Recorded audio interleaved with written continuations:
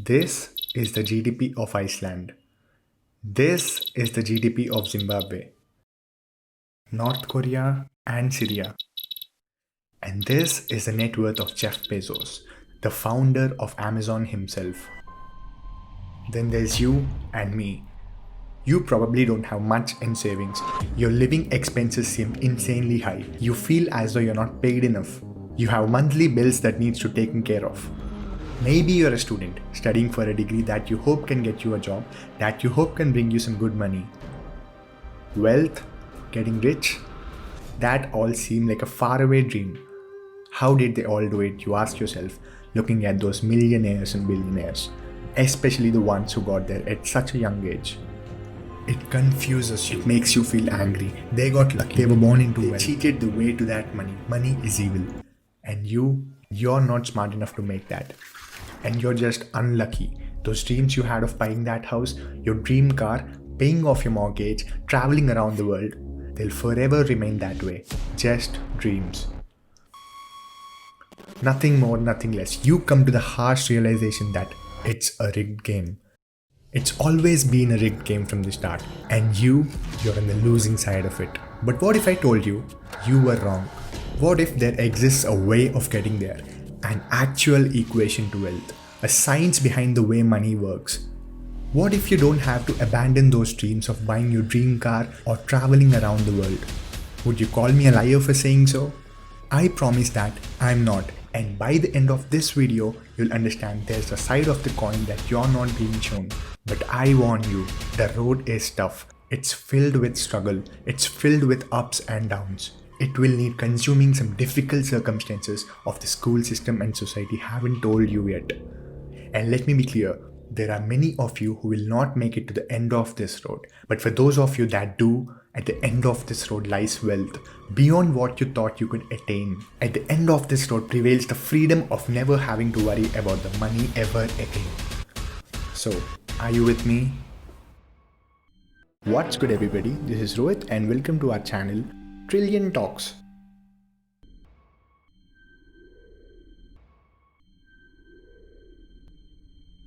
What do you really think about money? Is this something you work for? Is it deserved? Is it inherited? Is it the root cause of all evil? Are you desperate to have more of it? Have you been chasing it most of your life? Truth is, most of what you think about money has been influenced by your childhood events and circumstances. Beyond this statement, a penny saved is a dollar earned.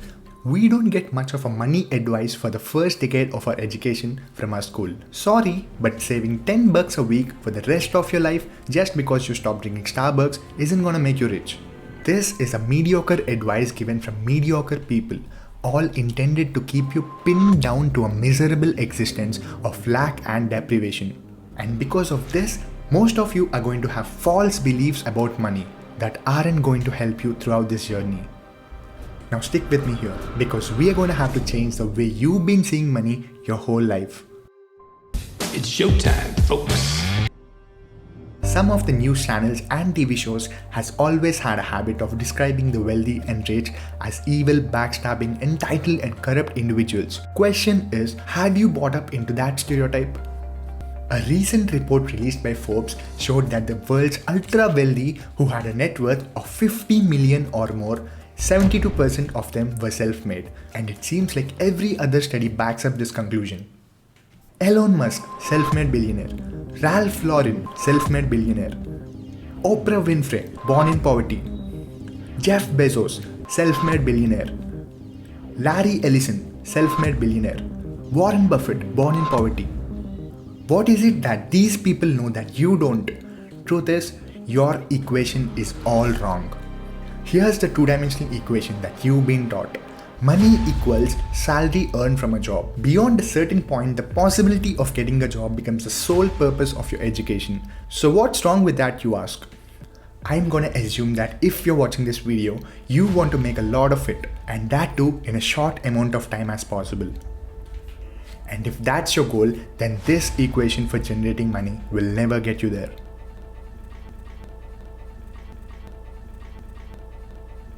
In a standard job, the amount of money you earn is dependent on the amount of time you put into that job. If you earned $5 an hour and worked 56 hours a week, it would take you nearly 50 years to reach a total of $1 million. That is without subtracting any taxes or expenses that you'll incur over these 50 years. And let's not forget that inflation would make you $1 million less valuable. We all have a precious resource, the most important resource of all, and once it's gone, there's no way of getting it back. That resource is time. The reality is that on a salary of $5 an hour, you can only be a millionaire at an old age, that too by living economically, and most of the precious resource known as time has slipped through your fingers. You traded all the time for money and now it wasn't even a substantial amount either. So again you ask yourself, how is it then there are self-made millionaires and billionaires at such a young ages? What makes them so distinctive? And the truth is, they have a better equation than you. They have a way of understanding money that you haven't quite grasped yet.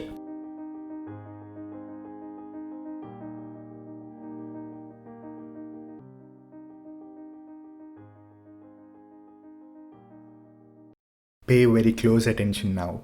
Stop chasing money. In a capitalist society, the rules of the game are as follows. You are paid in proportion to the perceived value that you have. And the people that perceive your value, they are the market.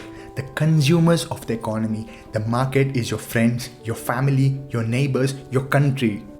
People complain that the football players are overpaid, but the players to be paid in millions, there has to be a market for football industry in the first place. People have to see the value of football in the first place for them to want to spend money on matches and merchandise. And if the market has high demand for football, guess what happens to the players who are at the top of the game?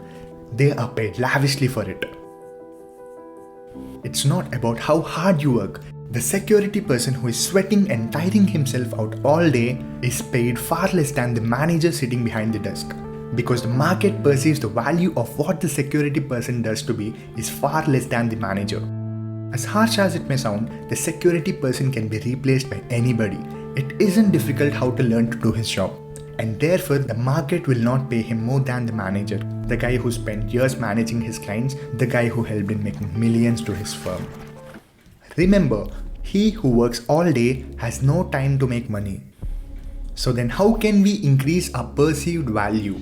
What is it about people like Elon Musk or Jeff Bezos that makes their perceived value so high? The first step to this equation of wealth is quite simple. If you want to make money, solve problems. If you take a second to digest this statement, you realize that all the money runs from this basic conclusion. If you solve a problem, money will be thrown at it. If it's $1 million problem, then the solutions will get you millions. If it's $1 billion problem, then the solution will make you billions. Think about all the problems that a site like Amazon solves. The trouble of going to a store, trouble of being confined to limited products, cheaper prices, and so on. Not to mention but all the other companies that Amazon owns and the problems that these companies solve are impacting billions of people. So Jeff Bezos is awarded billions of dollars for it. If you've been chasing money, then you've been doing it all wrong. It sounds almost paradoxical, but if you want to make money, it isn't money that you should be looking for. You should be looking for problems and more importantly, solutions to those problems. And once you found that solution, make a business out of it. Wait, so that's it? Just solve problems and money will appear? So I'm gonna have to create the next Amazon for me to be rich, or the next Google or Instagram. You gotta be kidding me, right? I don't even know how to code. I don't even have the money to start something at that scale. I don't even have... Hold on. You're once more going into the same old patterns of thinking. Start with the problem. Always start with the problem. Listen to the market around you. What are people saying they don't like? What are people saying they wish existed? What are people saying that frustrates them? What do people think is incredibly out of their reach? Is that a problem that you can solve? And also, is it a problem that is worth solving? Understand how much money you make? I don't know, 70,000 last month. Get the fuck out of here. I'm serious. Yeah, no, I'm serious too. Seriously, how much money you make? I told you, 70,000. Well, technically 72,000 last month, something like that.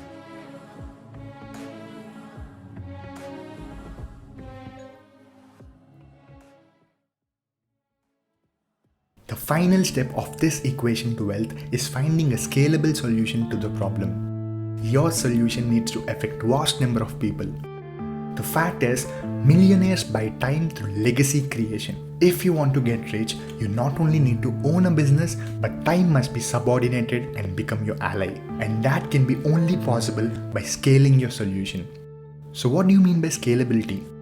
Starting a restaurant, that's not scalable. You're restrained to the local area and the footsteps of that area. But a franchise, now that's more scalable.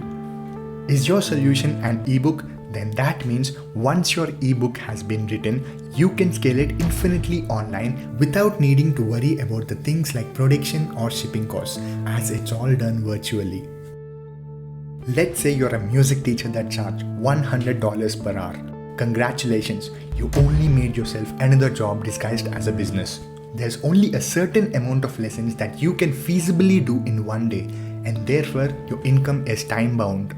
But if you created an online music class that runs 24/7 with lessons you only had to create once, now that is more scalable.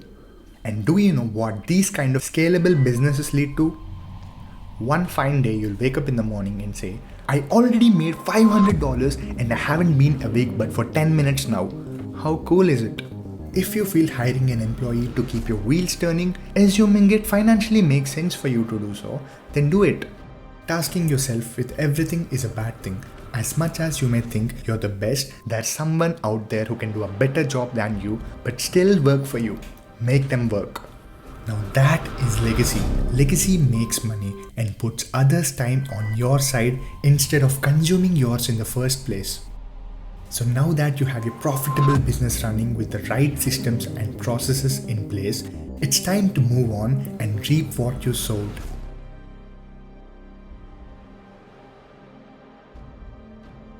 There are two likely paths you're gonna face at this point.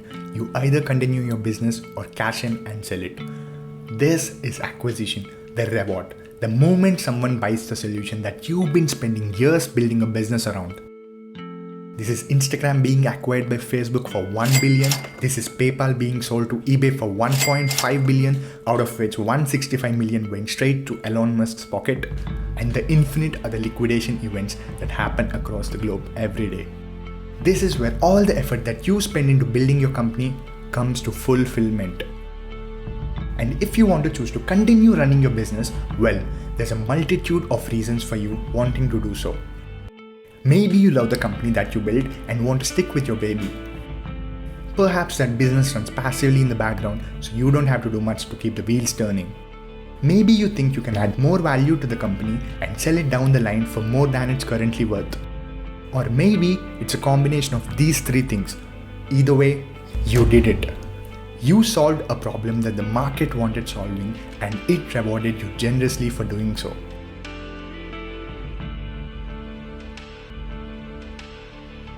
Remember, nothing great happens by virtue of one solitary decision that will produce a life-altering change. Most people will not succeed for various reasons, but the most valuable part is failing fast and moving on to the next thing. I've made billions of dollars of failures at Amazon.com. Literally billions of dollars of failures. And if you're out doing something that isn't strictly related to business, then asking yourself the question of what problems am I solving could possibly lead you to find ways of better financing. Whatever it is that you're doing, that also includes a job and a career. If you can solve more problems and find more solutions at your workplace, it can be useful to leverage to a higher salary. Or maybe you're fine with the reality. Perhaps you have no other choice but to follow the path for the time being. And if that's the case, there's nothing to worry about. At most you got from this video is a little entertainment and maybe a change in perspective. But there are those of you that understand the other side. Those of you that have the desire to never need to bother about money ever again. And so I feel the need to remind you. Stop chasing money and start chasing solutions to problems. All of that being said, I hope you have a wonderful rest of the day. Until the next time, thank you, peace.